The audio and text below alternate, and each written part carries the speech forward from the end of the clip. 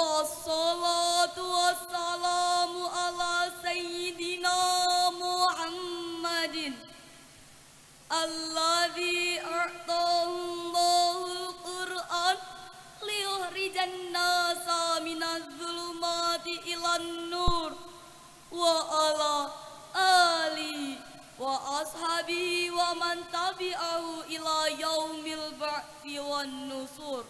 Amma ba'd.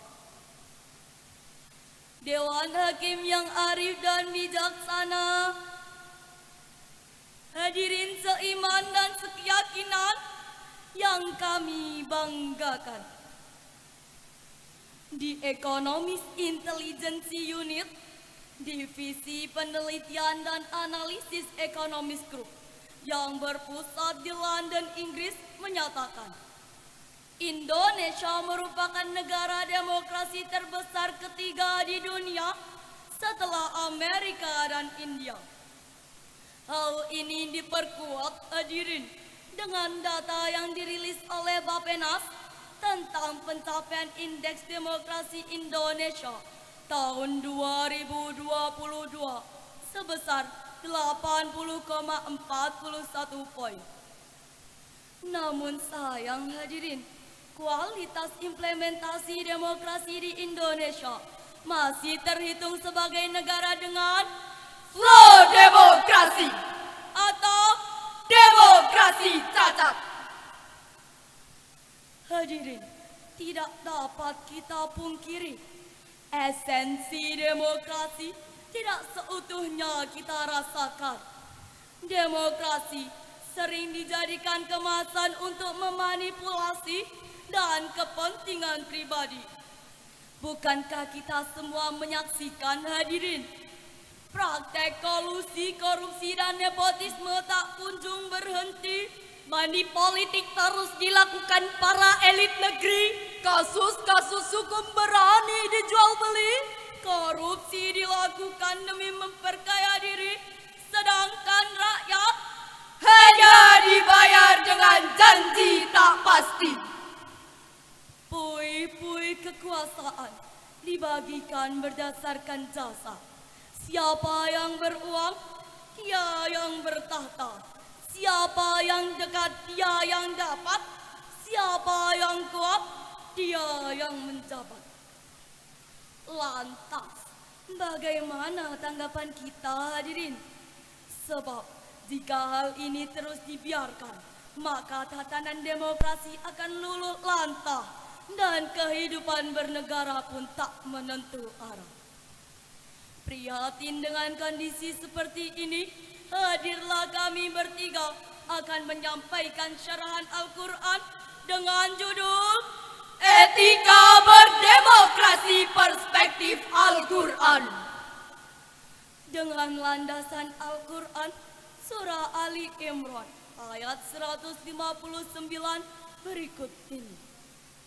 A'udzu billahi minasyaitonir rajim.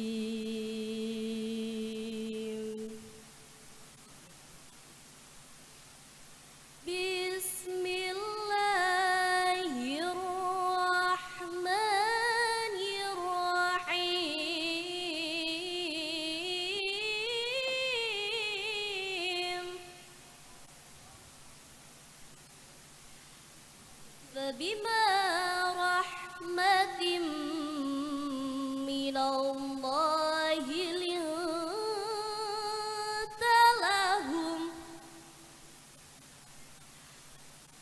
ولو كنت فظا غليظ القلب لانفضوا من حولك فاعف عنهم واستغفر لهم فاعف عنهم واستغفر لهم وشاورهم في الأمر فإذا عزمت فتوكل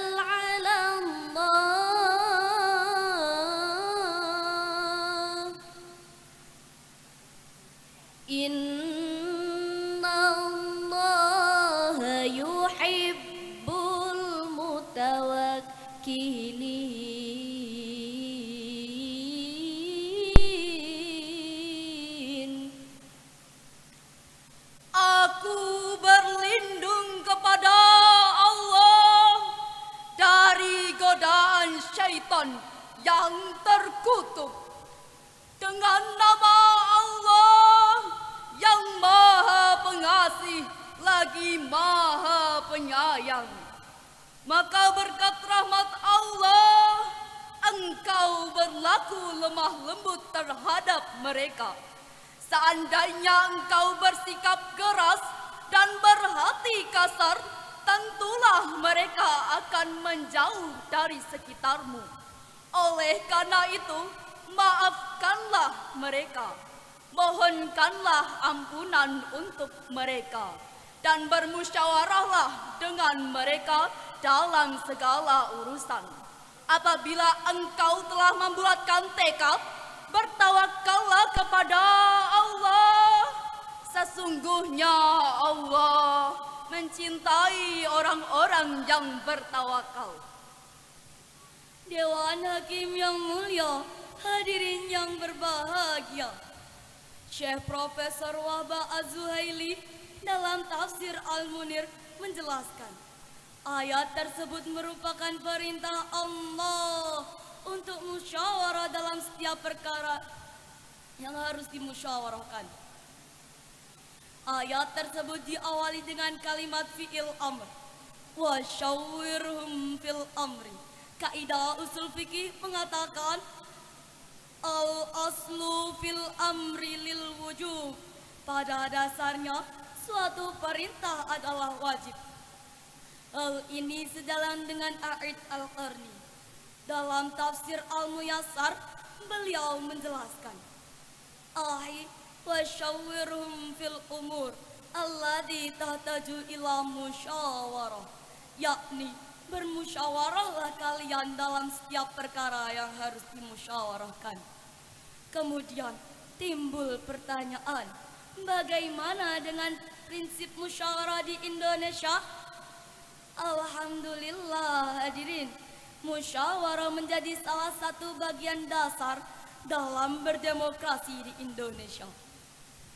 Sebagaimana termaktub dalam Pancasila keempat yang berbunyi, kerakyatan yang dipimpin oleh hikmat, kebijaksanaan dalam permusyawaratan perwakilan. Kita bangga hadirin dengan perwujudan demokrasi di Indonesia yang tidak bertentangan dengan ajaran agama. Seperti terselenggaranya pemilihan umum, terlaksananya musyawarah mufakat, berdirinya lembaga-lembaga negara, dan adanya kebebasan berpendapat. Betul hadirin. Namun sayang hadirin, yang menjadi ironis dan memprihatinkan, menurut pengamatan politik Pius Sugeng Prasetyo, di pemilu 2024 yang lalu, nilai demokrasi mengalami degradasi. Hal ini dibuktikan dengan munculnya 205 kasus pelanggaran terberat di antara semua pelanggaran pemilu. 57 kasus pelanggaran hukum, 50 kasus pelanggaran administrasi, dan 10 kasus pelanggaran pidana. Hal ini hadirin merupakan pukulan telak untuk kehidupan berdemokrasi di Indonesia. Pantas jika Syekh Utsman bin Hasan bin Ahmad Syakir Al-Hubari memberi peringatan tegas dalam kitabnya, yakni Durratun Nasihin fil Wa'di wal Irsyad, mengatakan, laula adlul umara la akalan nasu ba'duhum ba'da. Jikalau tidak ada keadilan dari para pemimpin, niscaya manusia akan saling menerkam, laksana serigala memangsa domba. Itulah sebabnya hadirin, untuk mewujudkan demokrasi yang sejati dibutuhkan pemimpin yang adil, pemimpin yang tidak mengotak-ngatik warga, pemimpin yang menghargai perbedaan, menerima pendapat, bahkan menjadikan elemen bangsa satu kesatuan. Pasti bisa kita bangun demokrasi.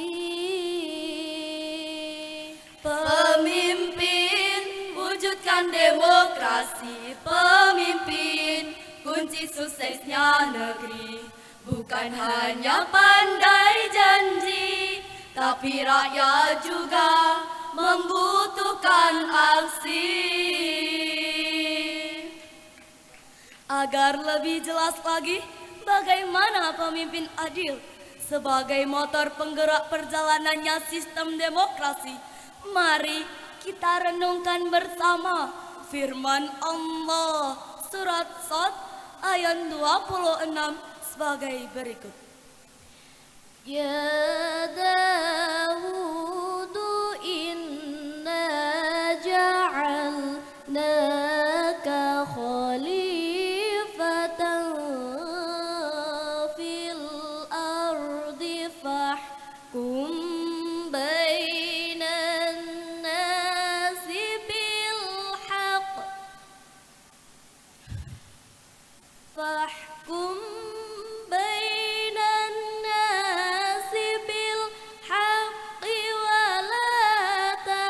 tabi'il hawa fayudillaka an sabilillah.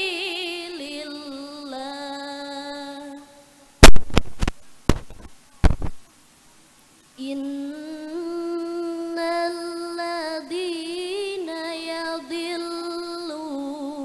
an sabilillahi lahum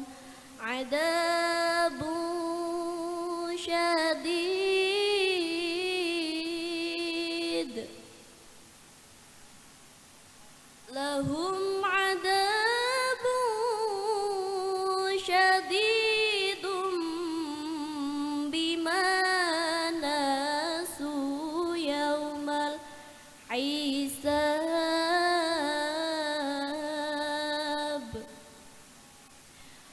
Sadaqallahul azim.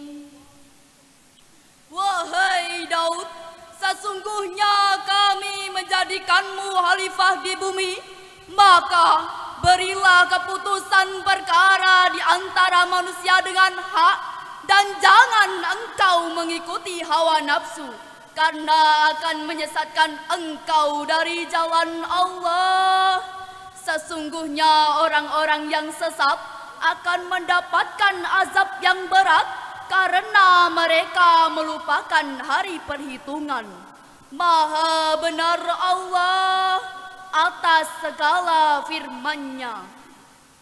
Dewan Hakim yang mulia, hadirin yang berbahagia, Syekh Profesor Wahbah Az-Zuhaili dalam tafsir Al-Waziz menjelaskan, ayat tersebut merupakan gambaran Allah terhadap Daud tentang etika demokrasi yang harus diajarkan kepada manusia, yaitu pertama, fahkum bainan nasi bil haq, jalankan hukum di antara manusia dengan adil.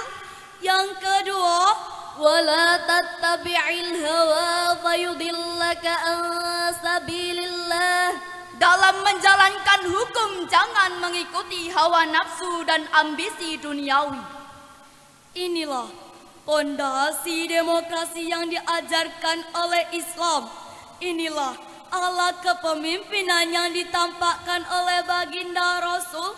Dan ini pula hadirin yang harus menjadi karakter setiap pemimpin di Indonesia. Agar terwujudnya hukum yang berwibawa, Indonesia jaya, dan kehidupan berdemokrasi yang semakin terasa nyata. Betul hadirin? Dewan Hakim yang mulia, hadirin yang berbahagia, akhirnya syarahan ini dapat kami simpulkan bahwa Indonesia merupakan negara demokrasi terbesar di dunia yang mengalami pasang surut dalam perjalanannya. Tetapi sebagai bangsa yang tangguh, kita terus berjuang untuk mewujudkan demokrasi yang sesungguhnya. Prinsip dasarnya telah terdapat dalam Al-Quran, yaitu musyawarah dalam mengambil keputusan, menghargai perbedaan, serta lahirnya pemimpin yang mampu menegakkan keadilan. Dewan Hakim yang mulia, hadirin yang berbahagia, demikian yang dapat kami sampaikan. Kita akhiri dengan sebuah pantun. Dulu bersama, sekarang lupa, hati yang kosong teruslah mengaji. Kita wujudkan Indonesia Jaya dengan berjuang membangun demokrasi. Wassalamualaikum warahmatullahi wabarakatuh. Berikan tepuk tangan yang meriah. Selanjutnya kita panggil peserta